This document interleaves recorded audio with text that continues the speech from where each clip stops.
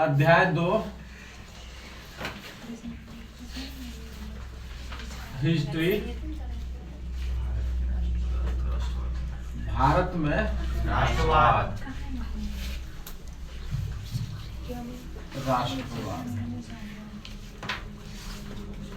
Nationalism in India. ध्यान दो, हम लोग फर्स्ट चैप्टर में पढ़े कि यूरोप में राष्ट्रवाद का उदय कैसे हुआ।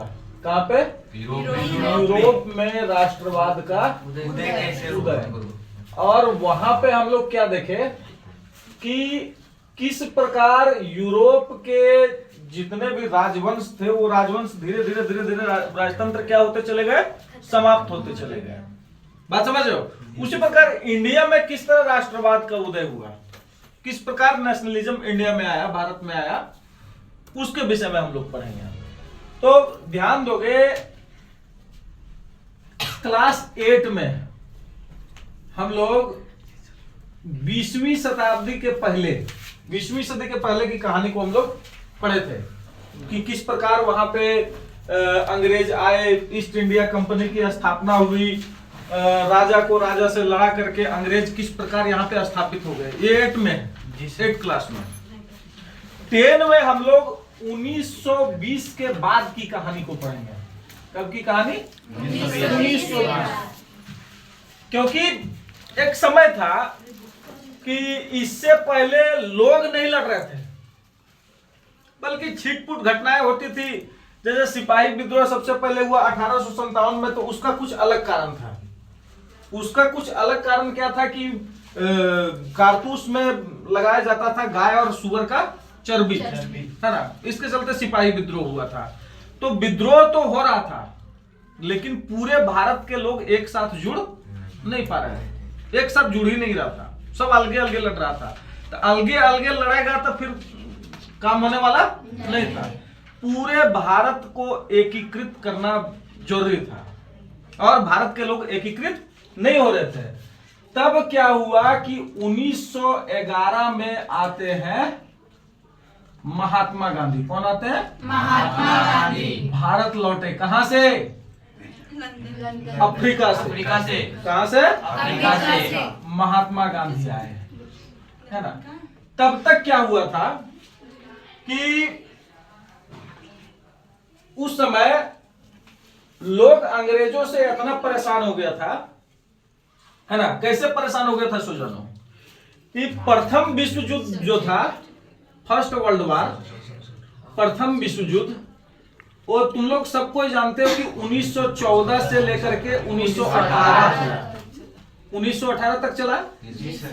तो इतना दिन में ब्रिटेन की आर्थिक स्थिति जो थी, कोई भी देश अगर युद्ध लड़ेगा, ध्यान देना, कोई भी देश अगर युद्ध लड़ेगा तो उसकी आर्थिक स्थिति बिल्कुल क्या हो जाती है? कमजोर हो जाती है। वो कई साल पीछे चला जाता है।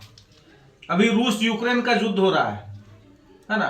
फायदा हो या ना हो, लेकिन घाटा दोनों देश का अवश्य हो रहा है, निश्चित ही। रूस कितनों कह ले कि हमको घाटा नहीं हो रहा, लेकिन युद्ध से किसी को फायदा होने वाला नहीं है। वो देश विकास दर में कई वर्ष पीछे चला जाता है, ध्यान दो। तो उसी प्रकार ब्रिटेन अगुवाई कर रहा था प्रथम विश्व युद्ध का। तो उस कंडीशन में क्या हुआ कि जो नुकसान हुआ, पैसा का नुकसान हुआ, पैसा का नुकसान जो हुआ, उसका भरपाई कर रहा था वो इंडिया से। अब इंडिया में कौन चीज किया? सब चीज का दाम बढ़ा दिया, टैक्स बढ़ा दिया। बोल, जो युद्ध में खर्चा हुआ ना, वो दूसरे देश से कर्जा लेके युद्ध लड़ा रे बाबू। अमेरिका वगैरह से कर्जा लेके युद्ध लड़ा, और वो कर्जा का भरपाई किससे कर रहा था? भारत के लोगों से। कीमत दोगुना कर दिया, है ना, प्राइस दोगुना कर दिया। लोगों को परेशानियां हो गई, और लोगों को परेशानियां हुई तब जाके अंग्रेजों के विरुद्ध लोगों ने आवाज उठाना शुरू किया, है ना। तो 1911 में कौन आए थे? महात्मा गांधी। और महात्मा गांधी ने चुना था सत्याग्रह का रास्ता। किसका रास्ता? सत्याग्रह, है ना। सत्याग्रह का मतलब क्या था? महात्मा गांधी के शब्दों के अनुसार सत्याग्रह का मतलब था सत्य के आधार पर आग्रह करना, है ना। उनका कहना था कि यदि आपका उद्देश्य सच्चा हो तो सामने वाले दुश्मन से लड़ने के लिए किसी भी शारीरिक बल की आवश्यकता नहीं है। बिना शारीरिक बल के भी उनको हराया जा सकता है, लेकिन शर्त क्या है कि आपको हमेशा सत्य पर चलना होगा, अहिंसा पे चलना होगा। अहिंसा के सहारे भी दुश्मन के मन को अगर झकझोर दिए हम तो उस परिस्थिति में क्या होगा, हमारा देश आजाद हो जाएगा। अंग्रेजों को यहां से जाना पड़ेगा, कोई लंबा संघर्ष करने की आवश्यकता नहीं है। हाँ, देर हो सकती है, उस लड़ाई में देर हो सकती है, लेकिन निश्चित ही उसमें सफलता मिलने का 100% गारंटी है। लेकिन का मानना था, महात्मा गांधी का मानना था, है ना। हालांकि इसमें सिर्फ महात्मा गांधी का मानना था कि अहिंसा के बल पर, लेकिन कुछ नेता जो थे कांग्रेस के, उनका मानना था कि अहिंसा से कभी आजादी नहीं मिलेगी। और उसी समय आता है रॉलेट एक्ट। कौन आता है? रॉलेट एक्ट, है ना। क्या आता है? लेकिन उससे पहले महात्मा गांधी क्या किए, सो सुनो। महात्मा गांधी कौन सी किए थे? महात्मा गांधी जनमत जुटाने के लिए अलग अलग शहरों में जाने लगे, लोगों को जोड़ने के लिए, कि तब तक आजादी नहीं मिल सकती है जब तक भारत के सभी लोग ना जुड़े मेरे आंदोलन से। तो आंदोलन तय करने के लिए सबसे पहले वो कहां पहुंचे थे पता है? चंपारण। कहां पहुंचे थे? चंपारण। 3 जगह पहुंचे थे, ध्यान देना। 3 जगहों का उल्लेख है तुम्हारे इस अध्याय में। एक पहुंचे थे चंपारण, दूसरा पहुंचे थे खेड़ा। कहां पहुंचे थे? खेड़ा। और तीसरा पहुंचे थे अहमदाबाद। कहां पहुंचे थे? अहमदाबाद। देखो चंपारण क्यों पहुंचे थे? क्या था कि उस समय मजदूरों को पकड़ के एक हाथे के अंदर डाल दिया जाता था, बोल उससे तुमको बाहर नहीं निकलना है, यहीं पे काम करो। तुम बिहार में काम कर रहे हो, तुम्हारा घर झारखंड है, लेकिन कोई फेस्टिवल वगैरह में तुमको आने के लिए नहीं मिलेगा। बिना अनुमति वहां से बाहर निकलने की आजादी नहीं है। बात समझ रहे हो? तो उनसे मिलने के लिए कहां पे गए? चंपारण। इसलिए बोला जाता है कि महात्मा गांधी का कर्म भूमि जो है, उन्होंने आंदोलन को प्रारंभ किया था तो कहां से किया था? बिहार के चंपारण जिले से किया था। दूसरा नंबर है खेड़ा। खेड़ा कहां पे पड़ता है? गुजरात में। कहां पे पड़ता है? गुजरात में। तो यहां पे किसानों की मदद के लिए वो पहुंचे थे। किनका समर्थन लेने के लिए? किसानों का। किसानों की स्थिति दिन ब दिन दयनीय हो जा रही थी, क्योंकि किसान बेचारा मेहनत करके खट के वो खेती करता था, लेकिन खेती से जो प्रोडक्ट निकलता था उस प्रोडक्ट का उचित मूल्य उनको नहीं मिलता था। तो उनका पूंजी तक नहीं निकलता था, पूंजी भी नहीं निकलता था। सोचो तो उनकी आर्थिक स्थिति कैसी होती होगी। तो किसानों की मदद के लिए कहां पे पहुंचे? चंपारण में पहुंचे थे 1917 में, और ये दोनों जगह पहुंचे 1918 में। कब पहुंचे? 1918। और तीसरा नंबर अहमदाबाद पहुंचे। वहां पे सूती वस्त्र उद्योग में जो लोग लगे हुए थे, सूती वस्त्र उद्योग में जो मजदूर लगे हुए थे, वो देखे कि ये सब कपड़ा बना रहा, ये सब कपड़ा बना रहा, और उसका शरीर में सही से पहनने के लिए कपड़ा नहीं है। अपना कोट पैंट उतारे और खूंटी में टांग दिए और एक धोती पर आ गए वो, है ना। इसलिए बोलते हैं वाह रे वाह गांधी कैसी चली तेरी आंधी, आया था लंगोट में छप गया नोट में। बात समझ रहे हो? कहने का मतलब क्या है कि गांधी जी को हम याद क्यों करते हैं? गांधी जी इतना बड़ा आदमी थे, बहुत बड़े आदमी थे। उस समय बैरिस्ट्री करने के लिए कहां गए थे? लंदन। सोचो उनका माँ बाप कितना पावरफुल था, लेकिन फिर भी उन्होंने भारत आके त्याग किया, भारत आके त्याग किया और आंदोलन में चले गए। क्या जरूरत था? वकालत करते यहाँ पे आके अंग्रेज लोग खूब मोटा पैसा देता। बहुत सारे लोग ये भी कहते हैं कि गांधी जी ने आजादी के लिए क्या किया, स्वतंत्रता के लिए क्या किया, तो ये बात गलत है। गांधी जी ने भी स्वतंत्रता के लिए अपना अहम योगदान दिया था। है ना, बात को समझो। कुछ कुछ बातों से हमारा ये हो सकता है कि लगाव ना हो, लेकिन ऐसा कह देना कि गांधी जी का एकदम कोई योगदान नहीं था, प्रमुख योगदान था उनका। अगर लोगों को नहीं जोड़ते तो शायद आज हम आजाद नहीं होते। लोग जुड़बन करता, एक आदमी से मेला लगता है नहीं लगेगा। तो उतना बड़ा महाशक्ति अंग्रेजों का जो पावर था उसको खत्म करने के लिए भारत के सभी लोगों को एक साथ जोड़ना आवश्यक था। तो वो धीरे धीरे समर्थन जुटाने के लिए कहाँ गए? चंपारण गए, खेड़ा गए, अहमदाबाद गए, है ना, समर्थन लेने के लिए। उस समय समर्थन ले रहे थे। तब तक क्या हो जाता है कि रॉलेट एक्ट आ जाता है। कौन सा एक्ट? रॉलेट एक्ट आ जाता है 1919 में। कब आता है? 1919 में रॉलेट एक्ट आ जाता है, जो कि ये बहुत ही गंदा कानून था। इसको पास किया था इंपीरियल लेजिस्लेटिव काउंसिल ने। इंपीरियल लेजिस्लेटिव काउंसिल ने कब पारित किया था? 1919 में। कब पारित किया था? 1919 में पारित किया था। और इसको काला कानून बोला जाता था। भारतीय इतिहास का सबसे काला कानून बोला जाता था। और इसका मुख्य उद्देश्य कौन सी था? भारत में चल रहे स्वतंत्रता आंदोलन को दबाना, है ना, उसको दबा देना, कुचल देना। इसमें क्या नियम था? ध्यान देना कि अगर कोई पकड़ा जाता है ना, कि अंग्रेजों के खिलाफ कोई आंदोलन चल रहा है, उसमें अगर पकड़ा जाता है तो बिना मुकदमा चलाए 2 साल तक उसको जेल में डाल दिया जाता है। उसको जेल में डाल दो, है ना। और यहां तक कि कोई वकील भी उपलब्ध नहीं कराना उसको। जैसे अभी क्या होता है, कितना बड़ा केस रहे, तुम पर कितना बड़ा मुकदमा रहे, लेकिन अभी तुम्हारे तरफ से लड़ने के लिए भी वकील खड़ा हो जाएगा। लेकिन उस समय कौन सी कानून था कि तुम अगर पकड़ा गए हो तो सीधा जेल जाओ बिना मुकदमा चलाए। और कौन सी था कि तुम्हारे तरफ से लड़ने के लिए कोई वकील भी तुमको नहीं मिलेगा। इस तरह का कानून था। तो सोचो इसका मुख्य उद्देश्य कौन सी हो सकता है? अपने सोचो कि किसी तरह जितने भी लोग पार्टिसिपेट कर रहे हैं किसमें? स्वतंत्रता आंदोलन में, उन लोगों को पकड़ पकड़ के उठा के जेल में डाल देना, अंदर डाल देना, ताकि आंदोलन कमजोर पड़ जाए। बात समझ रहे हो?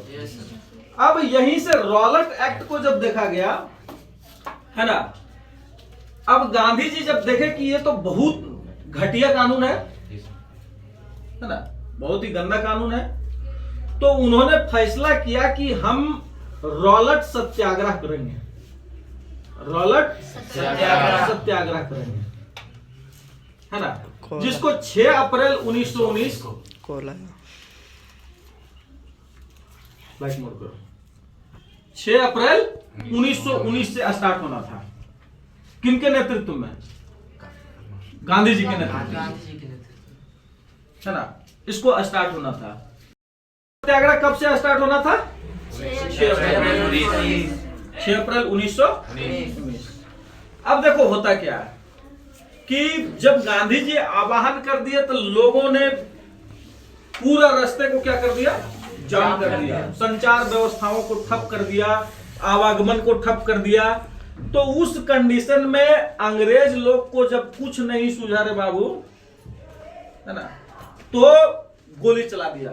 शांतिपूर्ण जुलूस पर गोली चला दिया, जिसमें कई लोग मारे गए, है ना। एकदम मतलब स्थिति खराब हो गई।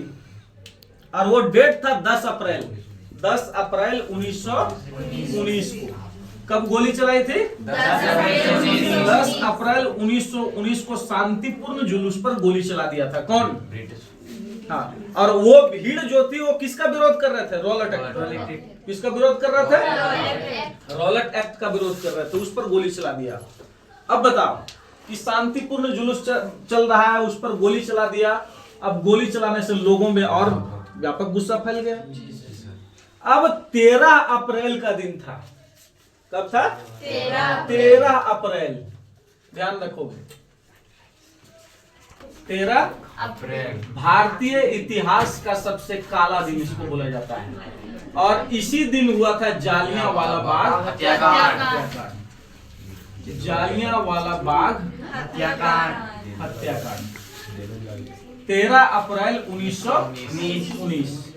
ध्यान रखोगे क्या था कि पंजाब के अमृतसर में स्थित जालियांवाला बाग एक बाग था जहां पे बैसाखी का मेला लगता था। हाँ जी सर। कौन सी का मेला लगता था? बैसाखी का मेला लगता था वहां पे। लेकिन उसमें था क्या, सुनो कि निकलने और अंदर जाने का एक ही वो गेट था।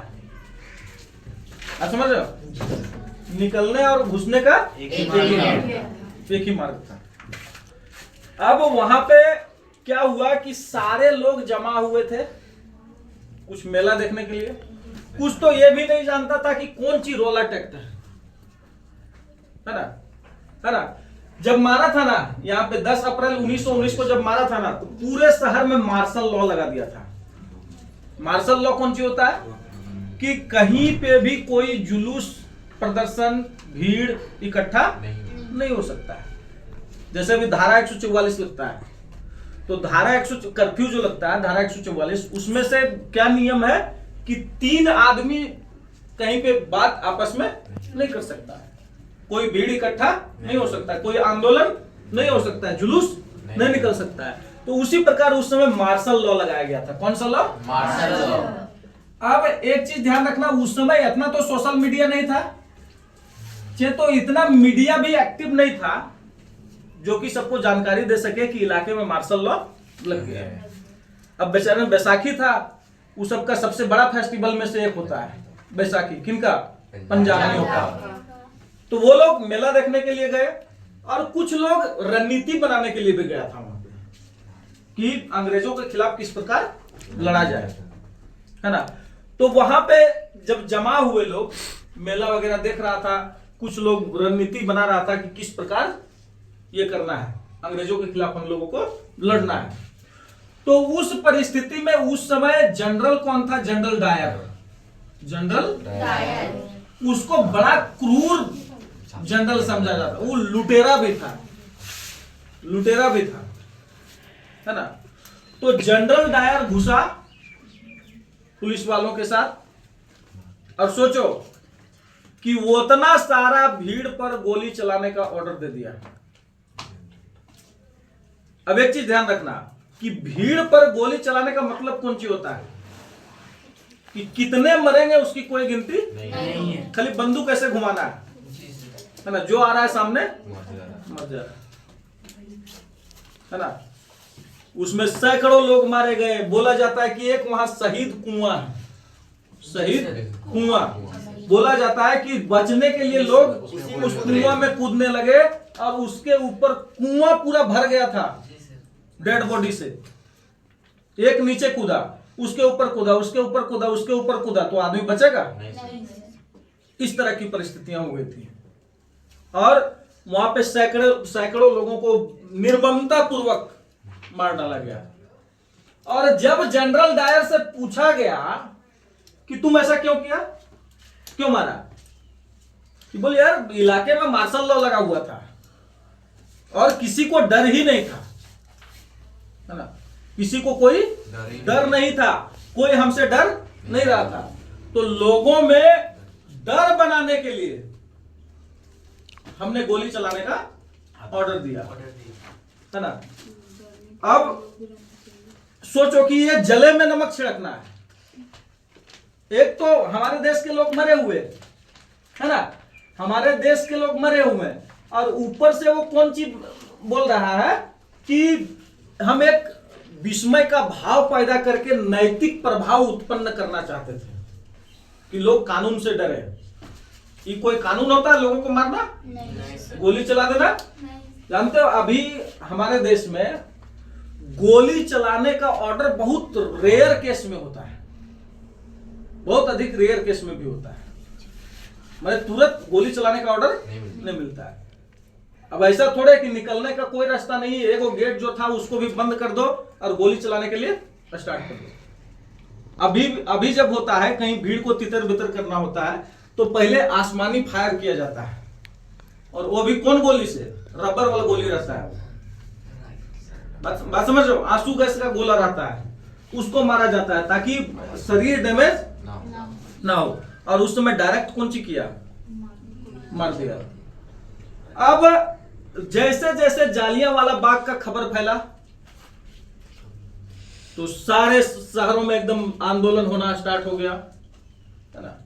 बहुत सारे शहर में आंदोलन अलग अलग करना लोग स्टार्ट कर दिए। अब उस परिस्थिति में क्या हुआ कि अंग्रेज जो थे वो उसको कुचलना चाहते थे, कोई भी आंदोलन को खड़ा होने नहीं देना चाहते। तो कई शहरों पर बम बरसा दिया और शहर का शहर उजाड़ दिया, खत्म कर दिया, है ना, ताकि उनमें एक प्रकार का डर उत्पन्न हो। और उस परिस्थिति में जब देखा कि हमारे लोग ज्यादा मर रहे हैं, ज्यादा लोगों की मृत्यु हो जाएगी, तब महात्मा गांधी ने रॉलेट सत्याग्रह को क्या किया था? वापस ले लिया था। यह है किसकी कहानी? रॉलेट सत्याग्रह की। बात समझ रहे हो? ध्यान रखना।